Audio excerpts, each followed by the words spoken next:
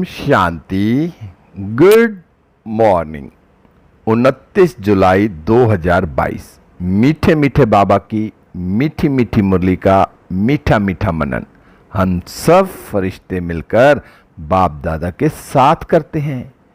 बाप दादा संदली पर बैठे हैं और हम सब फरिश्ते बाप दादा के सामने बैठे हैं। बाप दादा दृष्टि दे रहे हैं। बाबा ने अपना वरदानी हाथ मेरे मस्तक पर रखा और मुझे स्मृति का तिलक लगाया। फिर बाबा ने अपना हाथ मेरे सिर पर रखा और फिर मुझे वरदान दिया, बच्चे सुख स्वरूप भव, बच्चे सुख स्वरूप भव। बाबा बोले, आज की मुरली से क्या शिक्षाएं ली? मीठे बाबा, आज तो आपने सारी मुरली माताओं के लिए चलाई, लेकिन बाबा आपने बीच में गोपों को भी याद किया। गोप कौन?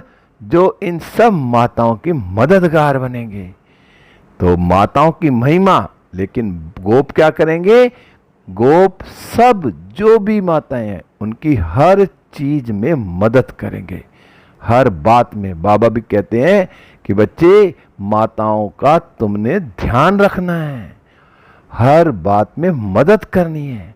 करेंगी माताएं, आगे माताएं हैं, लेकिन गोप उनके पीछे पीछे चलेंगे। जहां माताओं को जरूरत हुई वहां गोप आगे आ जाएंगे।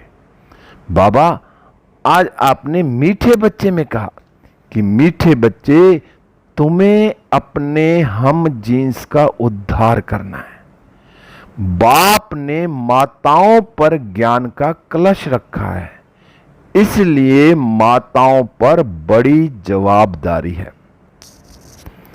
शुरू में इस संस्था में ही बाबा ने क्या किया? सब कुछ 5 जो देवियां थी उनको ही पूरा सौंप दिया। जो कन्याएं थी उस समय, दादियां, तो सब कुछ बाबा ने उनको दे दिया, संभालो अब। तब से माताओं का, जहां पहले कहां माताओं को कितना गिरा हुआ समझते थे और आज माताएं कितनी आगे हैं। तो बाबा ने कहा तुम्हें अपने हम जीन्स का भी, जो गृहस्थ व्यवहार में रहते हैं या साथी हैं, दोस्त हैं, उनका भी कल्याण करना है, उद्धार करना है। अब जो युगल इकट्ठे चलते हैं ज्ञान में, उन्होंने भी अपने बच्चों का, घर में और जो आत्माएं हैं या जो आस पड़ोस में आत्माएं हैं, जो भी जानने वाले हैं, उनका तो उद्धार करना है। जो नहीं जानते उनका भी उद्धार करना है। और जिनके युगल नहीं चलते हैं तो उनको भी सकाश देना है, उनको भी, क्योंकि वो हम जीन्स हैं, उनको भी बाबा का परिचय देके बाबा का बनाना है। क्योंकि इस समय बाबा ने क्या किया है? माताओं को आगे रखा, माताओं पर ज्ञान का कलश रखा है। जितनी भी माताएं, सबको बाबा ने ज्ञान दे दिया है। ज्ञान तो हम सबको दिया, गोपों को भी दिया, गोपियों को भी दिया, लेकिन माताओं की ज्यादा सुनते हैं, बड़े प्यार से सुनते हैं, ध्यान से सुनते हैं। अगर कोई माता बाबा का ज्ञान सुनाती है ना किसी को, तो भाई लोग हो या दूसरी बहनें हो, वो अच्छे से सुनती है। क्योंकि बाबा ने कहा तुम्हारे ऊपर जवाबदारी है। अब अपने आप को मैं आत्मा भी चेक करूं।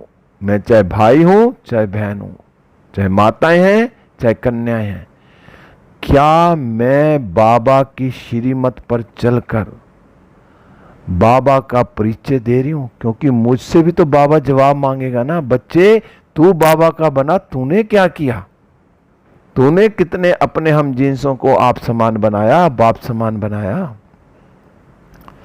तो सेवा के लिए जो बाबा आज की मुरली माताओं की और सेवा के ऊपर है कि हर आत्मा को बाबा का परिचय मिल जाए, कैसे भी करके।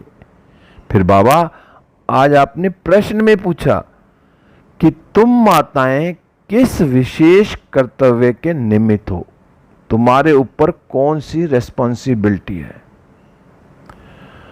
अब विशेष कर्तव्य तो बाबा बार बार मुरलियों में बताते हैं और रोज रोज कहते हैं कि जैसे स्वयं शिव बाबा परम धाम से हम आत्माओं को पतित से पावन बनाने आए हैं, और यही नरक को स्वर्ग बनाने आए हैं बाबा, तो वही रिस्पॉन्सिबिलिटी माताओं को दी, गोपों को दी कि तुम इस पतित दुनिया को, पावन दुनिया, नरक को स्वर्ग बनाने के निमित्त हो। अब फिर से मैं आत्मा चेक करो अपने आप को कि मैं इस कार्य में बाबा की पूरी पूरी मददगार हूं। मददगार कब बनेंगे? पहले मैं अपने आप को चेक करूं, क्योंकि कल का क्या वरदान था? मैं बदलूंगा तो जग बदलेगा। मैं पूरा पूरा पावन बना हूं। मनसा, वाचा, कर्मणा, वृत्ति, दृष्टि, कृति, एक एक संकल्प मेरा पावन है। अगर मैं पूरा पावन हूं तो मेरे से जो वाइब्रेशन निकलेंगे हर आत्मा के प्रति कि पावन बनेंगे, उन तक पहुंचेंगे। नरक को स्वर्ग बनाने में पूरी मदद मिलेगी जितना मेरे अंदर पवित्रता होगी। क्योंकि बाबा ने तो अब आके ज्ञान सुनाया और माताओं पर कलश भी रख दिया। अब औरों को, सबको सदगति देने की रिस्पॉन्सिबिलिटी किसकी है? बाबा ने कहा तुम्हारी है, तुम्हारे ऊपर रख दिया अब कलश। क्योंकि तुम कौन हो? बाबा ने कहा तुम शिव शक्तियां हो, शिव शक्ति सेना हो। तो मैं आत्मा अपने हम जीन्स का कल्याण कर रही हूं, क्योंकि बाबा ने मुझे आकर कितना प्यार से समझाया, कितना ज्ञान दे रहा है, अभी तक दे रहे हैं।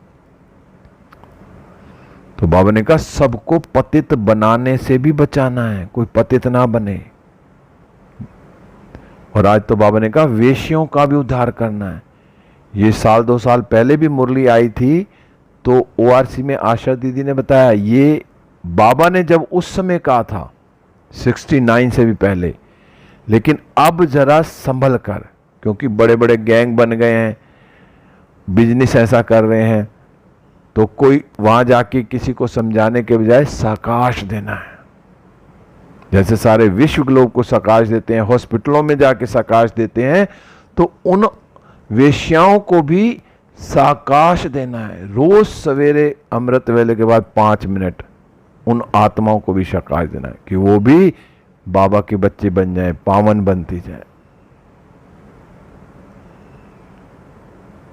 तो उनका भी उद्धार करना है। उद्धार होगा, माताओं के द्वारा होगा, बाबा के द्वारा होगा तो सही।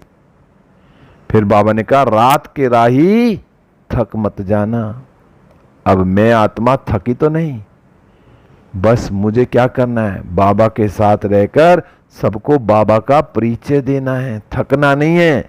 सेवा में कभी नहीं थकना, सेवा में और उमंग उत्साह आएगा तो और खुशी होगी।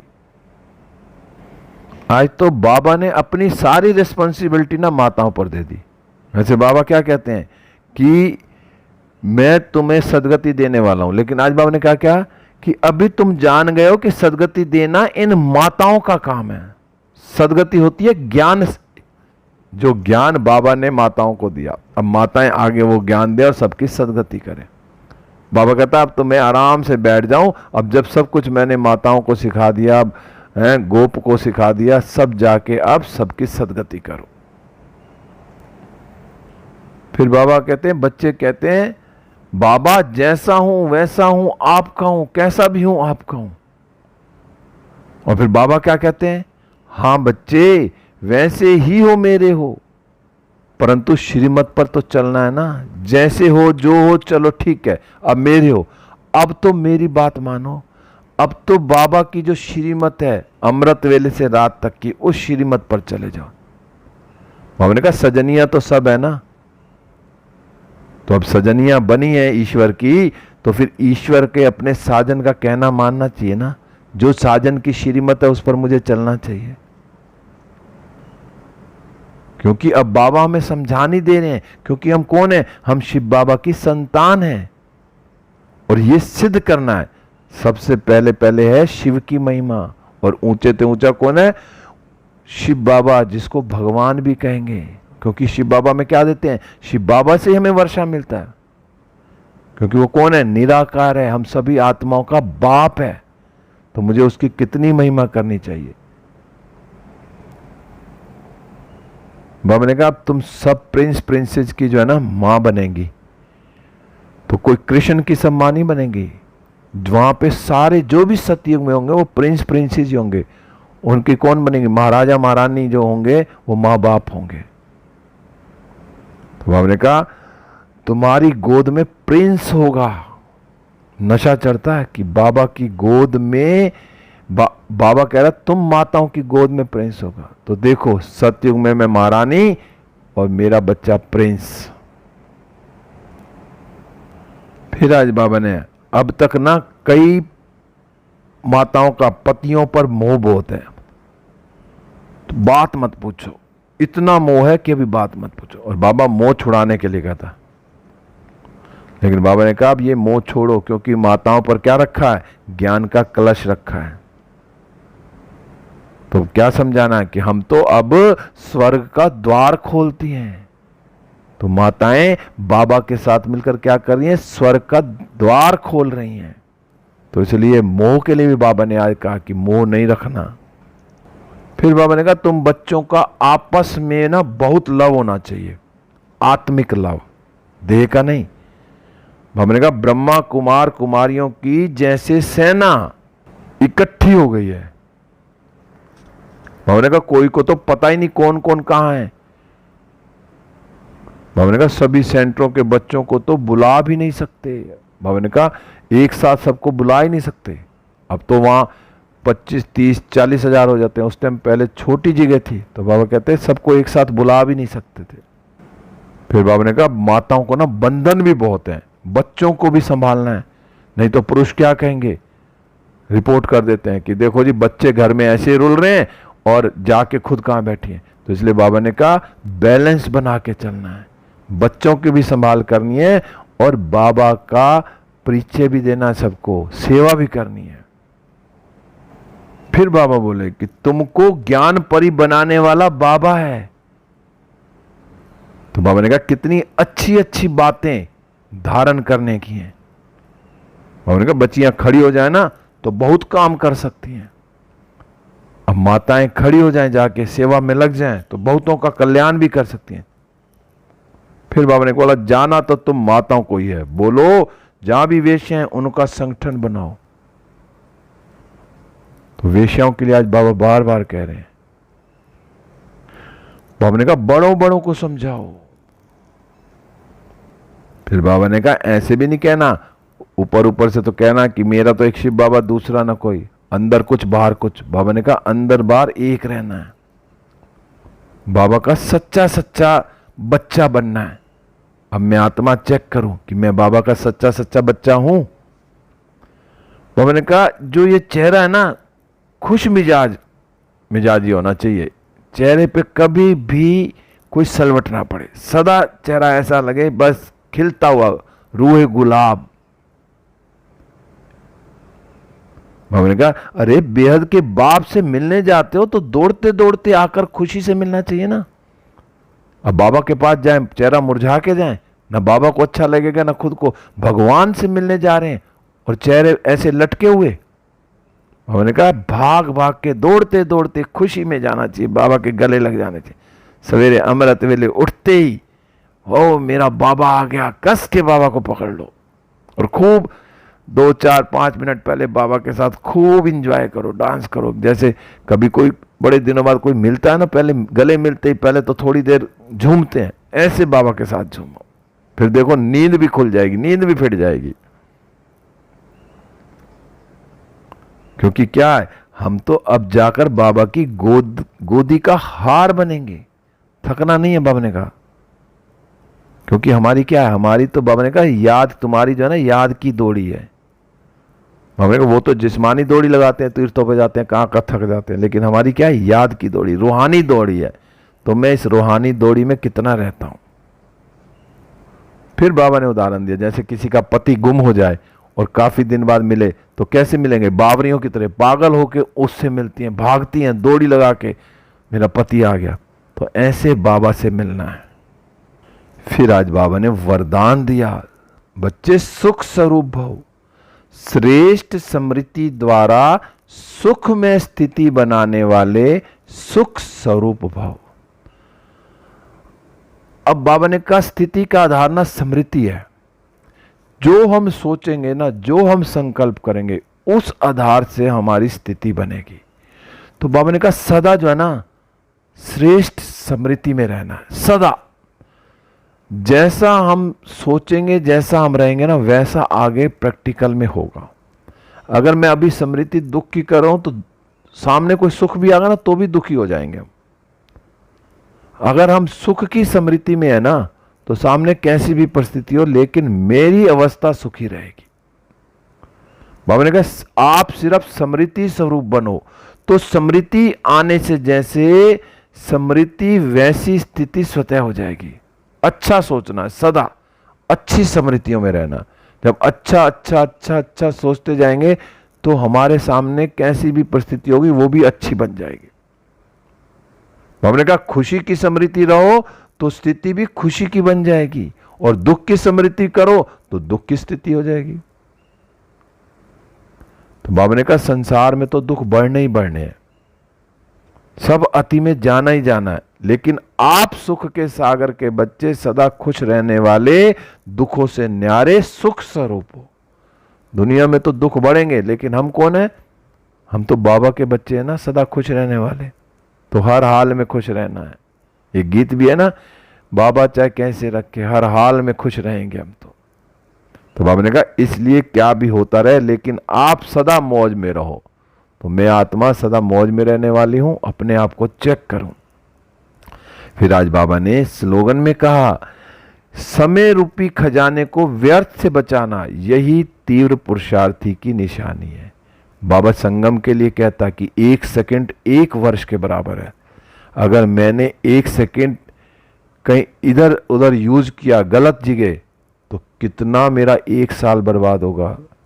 तो 1-1 सेकंड बाबा की याद में रहे। जितना मैं बाबा की याद में रहकर पुरुषार्थ करूंगा तो यही तीव्र पुरुषार्थ है। समय की बहुत कदर करनी है। जो निकल गया सेकंड वो दोबारा नहीं आने वाला। फिर मातेश्वरी जी के छोटे से माँ वाक्य क्या है कि भारत का प्राचीन योग परमात्मा द्वारा सिखाया हुआ है।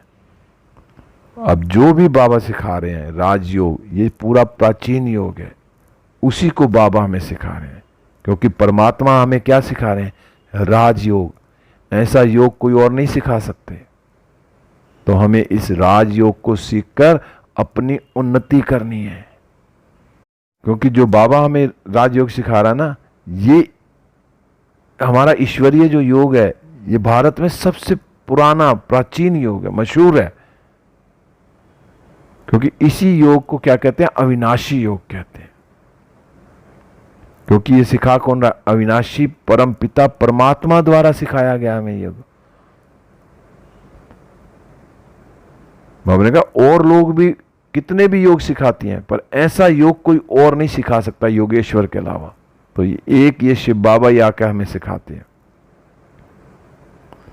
क्या कहते हैं बाबा? यही तो कहते हैं कि बच्चे तुम अपने को आत्मा समझ के ना मुझ परमात्मा के साथ योग लगाओ तो तुम्हारे पाप भी कट जाएंगे हैं।